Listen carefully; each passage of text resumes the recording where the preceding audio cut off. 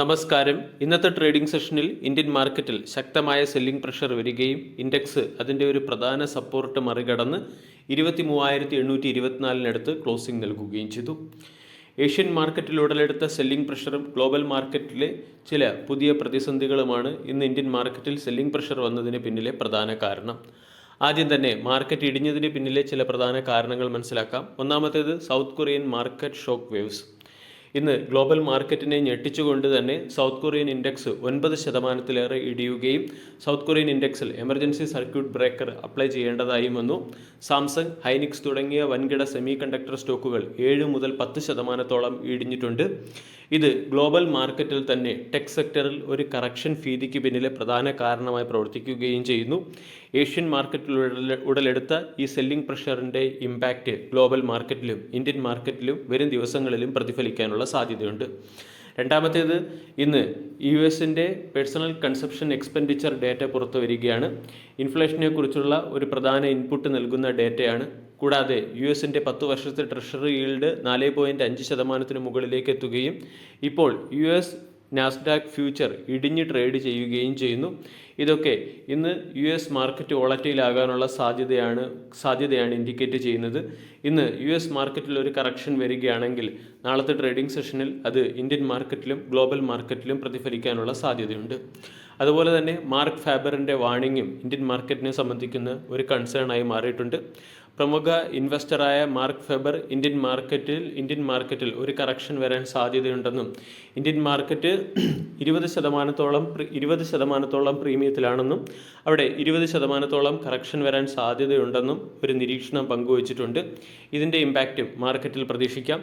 ഇതിൻ്റെയൊക്കെ പശ്ചാത്തലത്തിൽ India Vicks 10% ഉയരുകയും ഇന്ത്യ വിക്സ് 14.5% എത്തുകയും ചെയ്തിട്ടുണ്ട്.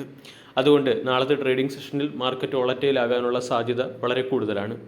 ഇന്നത്തെ ട്രേഡിംഗ് സെഷനിൽ IT സെക്ടറിലും മെറ്റൽ സെക്ടറിലും സെല്ലിംഗ് പ്രഷർ പ്രകടമായിരുന്നു. IT സെക്ടറിൽ നാളത്തെ ട്രേഡിംഗ് സെഷനിലും IT സെക്ടർ വോളറ്റൈലായി തുടരാനുള്ള സാധ്യതയുണ്ട്. അതിന് പിന്നിലെ പ്രധാന കാരണം ഇന്ന് നിഫ്റ്റി IT ഇൻഡെക്സ് 2% ഇടിയുകയും പ്രമുഖ IT കമ്പനിയായ അസഞ്ചർ അവരുടെ റവന്യൂ ഗ്രോത്ത് ഗൈഡൻസ് കുറയ്ക്കുകയും ബിസിനസ് എക്സ്പെൻഡിച്ചർ കുറയ്ക്കുകയും ചെയ്യുമെന്ന് പ്രഖ്യാപനം നടത്തുകയും ചെയ്തിട്ടുണ്ട്.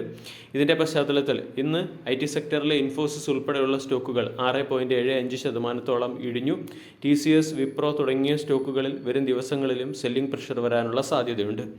കൂടാതെ ഗ്ലോബൽ മാർക്കറ്റിൽ മെറ്റലിൻ്റെ വില ഇടിയുന്നതിൻ്റെ ഇമ്പാക്റ്റും ഇന്ത്യൻ മാർക്കറ്റിൽ പ്രതിഫലിച്ചേക്കാം. ഇന്ന് നിഫ്റ്റി മെറ്റൽ ഇൻഡെക്സ് 3.39% ഇടിഞ്ഞു. ടാറ്റ സ്റ്റീൽ, ഹിൻഡാൽകോ തുടങ്ങിയ സ്റ്റോക്കുകൾ നാളത്തെ ട്രേഡിംഗ് സെഷനിലും വോളറ്റൈലാകാനുള്ള സാധ്യതയുണ്ട്. ഈ ഒരു മാർക്കറ്റ് സാഹചര്യത്തിൽ ഒരു ഡിഫെൻസീവ് ഷീൽഡായി പ്രവർത്തിക്കുന്നത് ഫാർമ സെക്ടർ തന്നെയാണ്. ഫാർമ സെക്ടറിൽ സൺ ഫാർമ, സിപ്ല തുടങ്ങിയ സ്റ്റോക്കുകൾ ഹയർ സൈഡിലേക്ക് നീങ്ങാനുള്ള സാധ്യതയുണ്ട്. ഇനി നിഫ്റ്റി 50യുടെ ചില പ്രധാന ലെവലുകൾ കൂടി മനസ്സിലാക്കാം. 23,824 മാർക്കറ്റ് ക്ലോസിംഗ് നൽകിയതുകൊണ്ട് 23,750 ആയിരിക്കും നാളെ മാർക്കറ്റിൻ്റെ ഒരു പ്രധാന സപ്പോർട്ടായി പ്രവർത്തിക്കുക. ഈ 23,750 നഷ്ടമാവുകയാണെങ്കിൽ മാർക്കറ്റ് 23,600 വരെ ഇടിയാൻ സാധ്യതയുണ്ട്.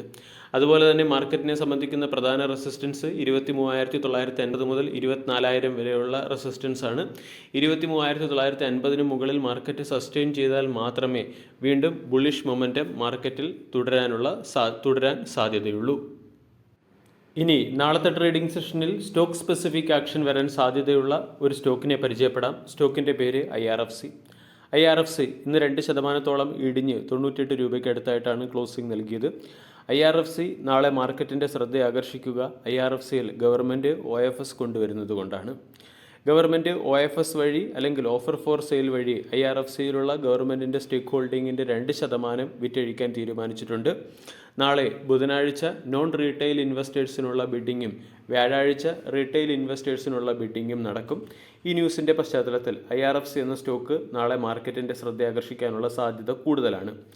IRFCയിൽ ഗവൺമെൻറ് 1% സ്റ്റേക്കുകൾ OFS വഴിയും അഡീഷണലി 1% സ്റ്റേക്കുകൾ ഗ്രീൻ ഷൂ ഓപ്ഷൻ വഴിയുമായിരിക്കും സെൽ ചെയ്യുക. IRFC 1986 എസ്റ്റാബ്ലിഷ്ഡ് ആയ നവരത്ന കാറ്റഗറിയുള്ള ഒരു NBFC കമ്പനിയാണ്. ഈ കമ്പനി പ്രധാനമായും റെയിൽവേയുടെ പ്രോജക്റ്റുകൾ എക്സിക്യൂട്ട് ചെയ്യുന്നതിന് വേണ്ടി ഡൊമസ്റ്റിക് മാർക്കറ്റിൽ നിന്നും ഓവർസീസ് ക്യാപിറ്റൽ മാർക്കറ്റിൽ നിന്നും ഫണ്ട് റേസ് ചെയ്യുകയും റെയിൽവേക്ക് ആവശ്യമായിട്ടുള്ള ഫണ്ട് പ്രൊവൈഡ് ചെയ്യുകയും ചെയ്യുന്ന ഒരു കമ്പനിയാണ്.